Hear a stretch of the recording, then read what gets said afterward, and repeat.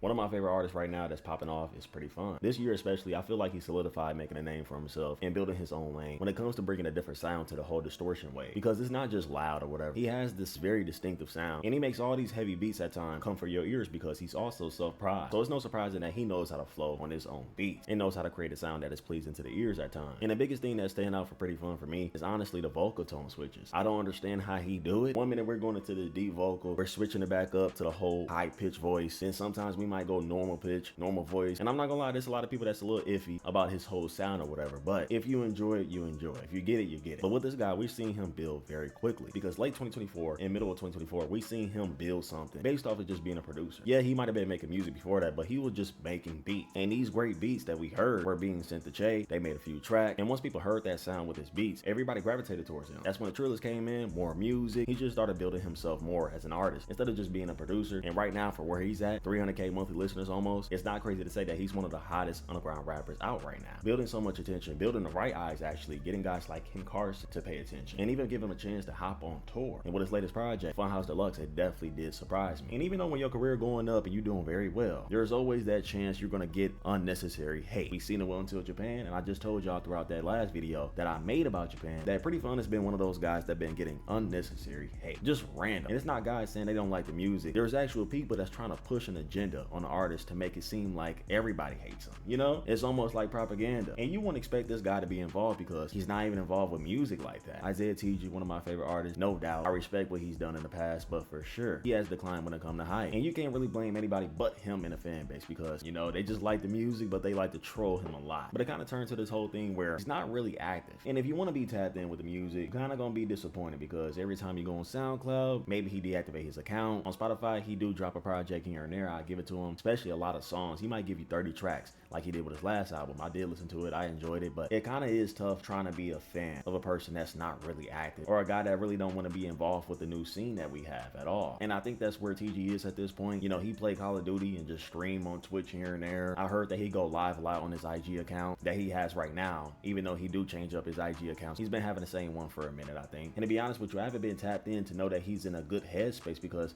there hasn't been much drama. I mean, here and there, he do be getting a lot of DMs, just random, of people trying to send him new music from the new scene, but he doesn't like any of it. I think he do like Zave, he like Yapo JJ, but we seen back in 2023, there were fans trying to send Osama Sun music, Netspin, Che, slumping all them other guys' music to TGDM, and he flat out dissed them, saying that they copying the sound and stuff like that. So making every rapping nigga famous. Y'all be making every trash ass nigga famous. Y'all be making every rapper nigga. Guess any nigga that takes my sound, smoking that gas, smoking right out the Osama Sun lyrics don't make no sense either, bruh. Just stop putting all them presets and effects on your shit and just watch how you fall. Zave, I love you, bro, but you gotta fix your auto-tune sometime. Finally 1AM working on his own. Oh, there's no doubt he has influenced guys like 1AM. They definitely inspired from bro, but I don't even think they want to show love to a guy like TG because it's only gonna come back with hate. I don't think anybody want to say anything about TG because we seen how that whole 9 situation ended up. Even if you like bro music, I think the best thing you could do is not interact with him. He block random people, even if you show love, because it's hard to explain. Some people might say he has issues. Whatever it is, all we know is that he don't like the new scene.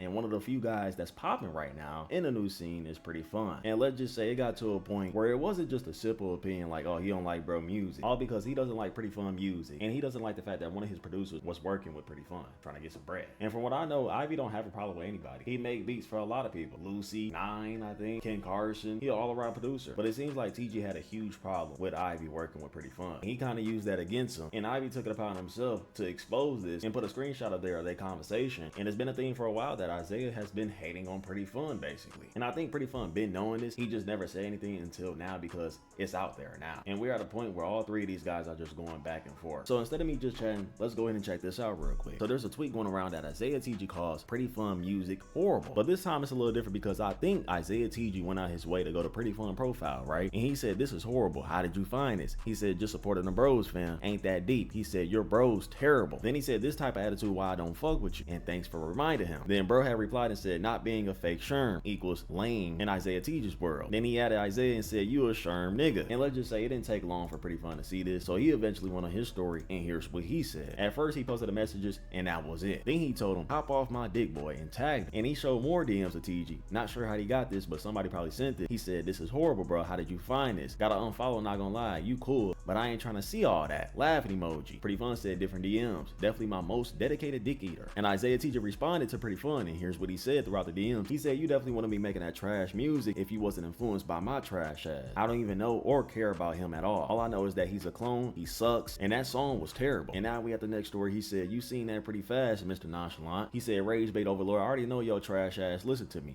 Block, because you're not gonna do nothing but cry. I didn't read what you said, not gonna lie. You're literally, can't say that word, but yeah. Then Prettifun replied and said, what a edgelord. Oh my god, I'm gonna cry about this, and posted on Twitter. He said, make some different music, not shit like mine or Sofego's. He said, especially if you're gonna be gay. Then Prettifun replied and said, I don't listen to you anymore. TG replied and said, nah, I'm pretty content with life. I don't listen to you at all. Then he said, cat's out the bag. And Prettifun did show a screenshot of Izaya Tiji blocking him. He said, don't be scared, bro. Laughing emoji. And the last mention that Prettifun sent to him was old man yelling at cloud. And now we got TG and Ivy going back and forth. And yes, Ivy, I've been avoiding your beats because of your crazy ego, but you really had to snitch. That's crazy. Imagine what you would do in an interrogation room. Ivy had replied and said, nigga, you don't know me. Laughing emoji. Hell you mean ego? Defending your kin equals snitching? Question mark? If I sent all my brothers the same shit about you around, you calling Wi-Fi a snitch if he depends on you? And it continues because here's a story of Ivy speaking on it too. Nigga ugly in his soul. I can't even fake. That nigga really ugly in his soul. Like y'all, yo, y'all gotta get right with God, bro. I ain't gonna lie. Y'all really gotta get right with God. That and like, don't meet your heroes.